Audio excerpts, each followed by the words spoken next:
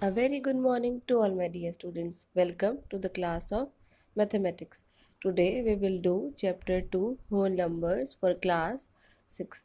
So let me introduce you with this chapter. First of all, what are natural numbers? All counting numbers are natural numbers like 1, 2, 3, 4 and so on. Next is whole numbers. The numbers 0 together with natural numbers, that is the numbers 0, 1, 2, 3, 4, they are whole numbers. Now how to represent a whole number on a number line? First of all, there is 0 and all the whole numbers are on the right hand side of 0. This is how we can represent whole numbers on number line. Now successor and predecessor. Successor is one more than a given number and predecessor is one less than a given number. For example, write the successor of 3799. So we will add 1 to 3799, we will get 3800. Therefore, the successor of 3799 is 3800. Next example is write the predecessor of 2001.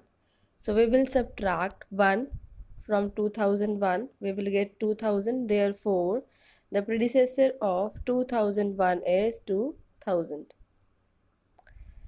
Next is fundamental properties of whole number. There are some fundamental properties that we done. First is closure property of whole numbers. So first, addition of whole numbers always gives a whole number. Thus, whole numbers are closed under addition. For example, suppose you are having two whole numbers 3 and 8. When you add 3 and 8, then you will get 11, which is also a whole number. Next, subtraction of whole number does not always give a whole number. Thus, whole numbers are not closed under subtraction. For example, 5 minus 7 is minus 2, which is a negative integer and not a whole number. For example, 9 minus 6 is 3, which is a whole number. Next is closure property of whole numbers under multiplication and division.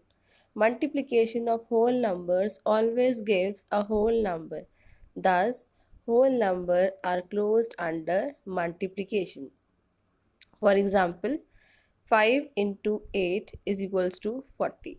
Here 5 and 8 are two whole number, and when we multiply these two whole number, we get 40, which is also a whole number.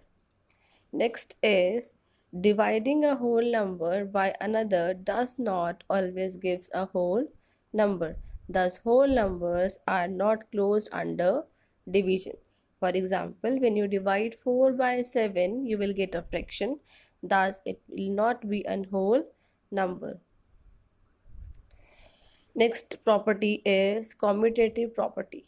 The commutative property of addition and multiplication. The order in which you add or multiply a number does not matter.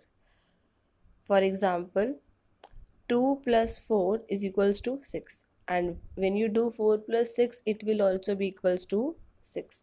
Example, 2 into 4 is 8 and 4 into 2 is also 8. This is commutative property of addition and multiplication. Note that this does not apply to subtraction and division.